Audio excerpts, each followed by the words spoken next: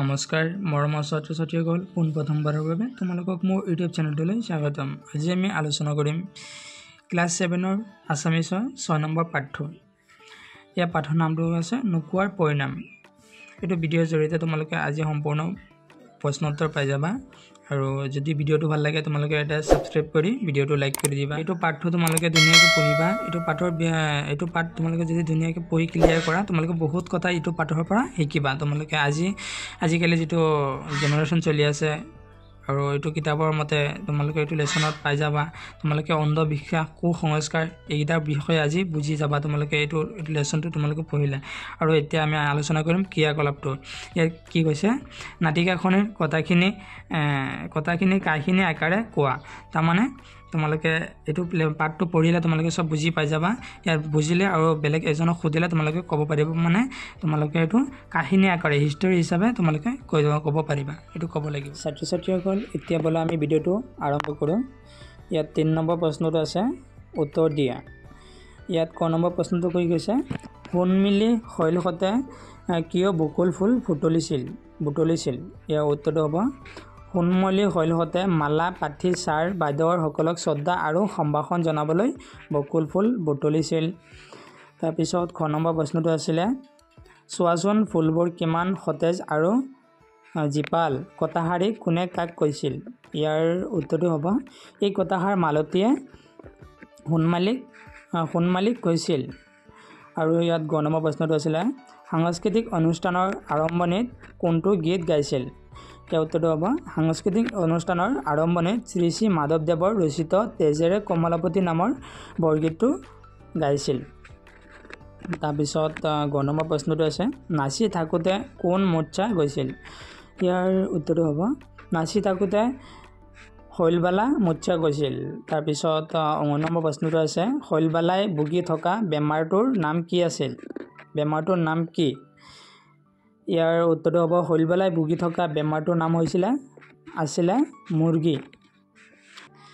তাৰপিছত 55 নম্বৰ প্ৰশ্নটো আছে সময়ৰ টিকনিডাল হেনো আগফালে উৰে, এই বাক্যশাৰী কোনে কি প্ৰসংগত কৈছিল। ইয়াৰ উত্তৰটো হ'ব এই কথাষাৰ সোণমিলিয়ে শৈলবালাক কৈছিল। তাৰপিছত আছে 4 নম্বৰ প্ৰশ্নটো আছে কি প্ৰসংগ সংগতি দৰ্শাই ব্যাখ্যা কৰা। ইয়াৰ ক নম্বৰ প্ৰশ্নটো কি আছিলে কুসংস্কাৰ আৰু লোক নিন্দাৰ ভয়ত অনেক লোকে সন্তানৰ বেমাৰ লুকাই ৰাখে, সময়ত ই হৈ গৈ সৰ্বনাশৰ মূল।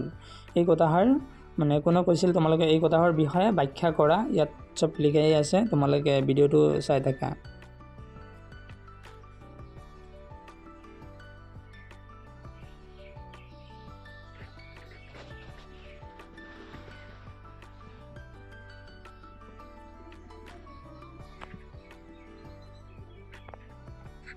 তাৰপিছত 5 নম্বৰ প্ৰশ্নটো আছিলে মালতীয়ে শৈলবালাক চেণ্ডেল সোঙাবলৈ উদ্যত হওঁতে প্ৰধান শিক্ষকটিয়ে কি বুলি বাধা দিছিল। ইয়াৰ উত্তৰটো হ'ব মালতীয়ে শৈলবালাক চেণ্ডেল সোঙাবলৈ উদ্যত হওঁতে প্ৰধান শিক্ষকটিয়ে কৈছিল যে চেণ্ডেল পাত মুখত লগাবানে নসুধি কিবা এবিধ লগোৱাৰ কথা হ'লেও বেলেগ কথা। তাৰমানে আজিকালি মানুহে আজিকালি এনেকুৱা নকৰে। আগৰ মানুহবিলাকে মানে কিবা বেমাৰ হ'লে জোতা বা মোজা সুঙুৱাইছিল, তেতিয়া এইটো বেমাৰ ভাল হ'ব হৈছিল, তেনেকুৱা অন্ধবিশ্বাস কৰিছিল। কিন্তু আজিকালি এইটো অন্ধবিশ্বাস নাই। আৰু ইয়াৰ বিষয়ে তোমালোকে আৰু বেছিকৈ অলপ জানিব পাৰিবা। ইয়াত জানো অহাটো তোমালোকে চাই লোৱা।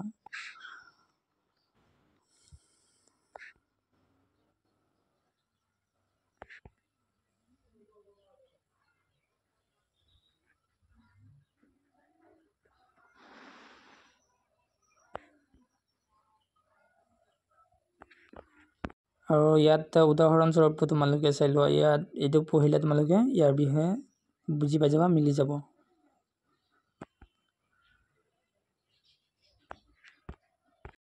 ইয়াত শব্দকেইটা ভাঙি তোমালোকক দেখুৱাব গ'লে ইয়াত দিয়া আছে মাৰা, মা প্লাছ ৰা মাৰা। ইয়াত দিছে ভায়েৰা মা ভাই প্লাছ এ যোগ ৰা ভায়েৰা। আৰু কিছু বনিয়েৰা, ইয়াত সমান বনি যোগ এ যোগ ৰা বনিয়েৰা ইয়াতে খুৰীয়েকক খুৰী যোগ এ যোগ ক যোগ ক খুৰীয়েকক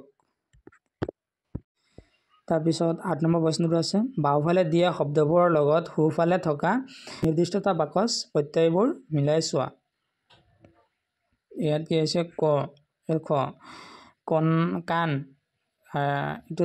এইটো আছে কাণ আছে কি গৰাকী কাণ গৰাকী এইটো নহ'ব ইয়াত কি হৈছে ইয়াৰ উত্তৰটো হ'ব ইয়াত কাণ খিলা এইটো বহী খন ল'ৰা টোৰ ছোৱালী জনী মহিলা গৰাকী আৰু ইয়াত আছিলে ইয়াত মানে সব মিলাই লিখিব লাগে এইটো এটা ইয়াত মানে ৱাৰ্ডটো মানে ভাঙা আছে ইয়াত ভাঙাটো মানে পুৰ কৰিব লাগে মানে প্লাস কৰিব লাগে দুটা একেলগে কৰিব লাগে ইয়াত তোমালোকে উত্তৰটো দিয়া আছে